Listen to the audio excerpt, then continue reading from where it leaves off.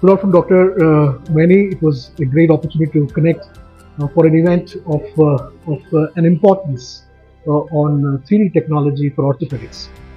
So you've been a key respondent in promoting and educating, and advocacy was always important, and you've been doing that for 3D technology.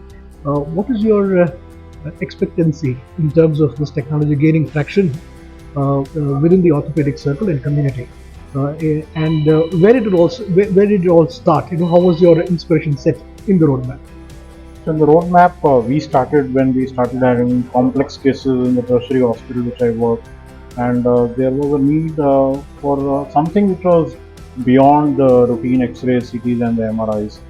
So we started playing around with these images, and then a decade and a half back, when we started having the option of printing them, it was a real game changer. And I can tell you that we've gone beyond the promotion part. It's become a day-to-day activity in my department and quite a few other hospitals, both public and private, where this is very regularly being used now. If you ask me, I think maculofacial world has totally changed after this technology, and the old ways of planning out things have gone away. So I see a bright future, and I'm sure these will become a regular part of curriculums on training the healthcare professionals on how we can use this. All the new generation is being built up on mobile phones, so for them to getting onto this technology is not going to be easy. I'm sure it will help the ultimate outcome of patients. So, Doctor, modular influence is always there. So it was nothing new though. But with 3D coming into space, one is the new aspirants have got more easily, they can access this particular tool with maybe a short experience, because the tools and the machine would do the job. What do you think in terms of the transition that is actually coming in? Even as somebody who's been a key respondent in the education space from the MAULANA Azad College, what do you think the transition and how these respondents will take up, and how is it going to help and benefit them as professionals in their career going forward? I think ultimately we realize in the current century that data is a very important thing, and when it becomes an image, it's an even stronger tool. And all these technologies, whether it is 3D printing or virtual reality or augmented reality, are based on the DICOM images which come in either from the CT and MR. And ultimately, I think the health education is going to go through a sea of change.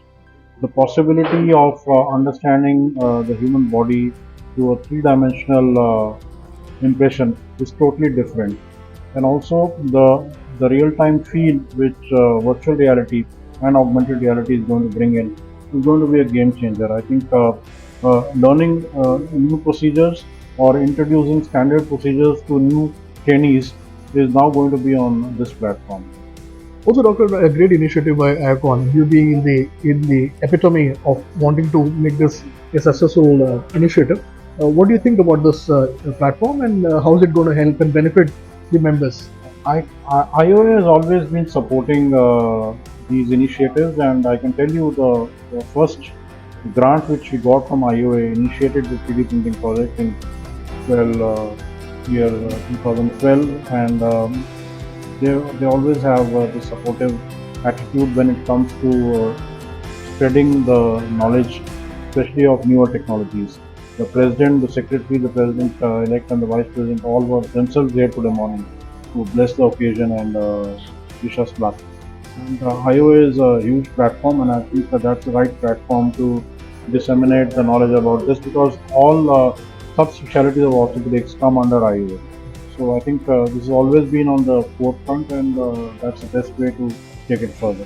And also, 3D technology is actually taking care of all the specialization within orthopedics, because I was just going through onco, then you have trauma. So these are solutions which probably a modular implant probably will have some kind of a challenge, but that is where 3D can really make great inroads in this particular space. So it is opening up avenues which are not thought of. So it is stimulating the imagination of the caregiver. The things which were just not possible, we could not perceive those things with the present imaging, are now possible with this, and solutions to give better outcome are becoming even larger. And even the subspecialties within IOA, are appreciating the possibilities which are coming through this technology. Also, because then you can actually really play with different materials with approval coming from CDSCO. What do you think about the approval part, sir? As a modular implant, because they have a formulated kind of a structure. How does PSI gain that kind of traction? So that's also a evolving field, the certification and registration and the licensing part. And it's good that Government of India is also paralleling on creating that approval system.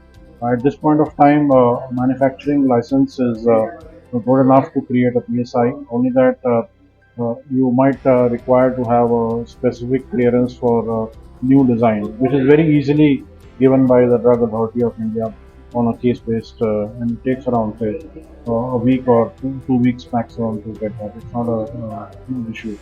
The big thing is probably it is adding value. It is not sort of a totally experimental thing, and the possibility of virtually testing all the designs and having a solid backing on this futuristic solution is always a good thing to have. Also with softwares now that we know about ANSYS, it's actually supporting the entire process in terms of validation. ANSYS has always been there for ages, and it's been retooled in testing in the lab, and it has become even more useful when we are not going to be doing prototyping. We're going to be going from the virtual implant to probably the final test implant. Specifically when you have a solution which is required for a particular patient where a bone has to be replaced. So that design is not going to be repeated at all because it is for a particular dimension. So I think we are sitting on a great golden era which is going to come in with these technologies coming.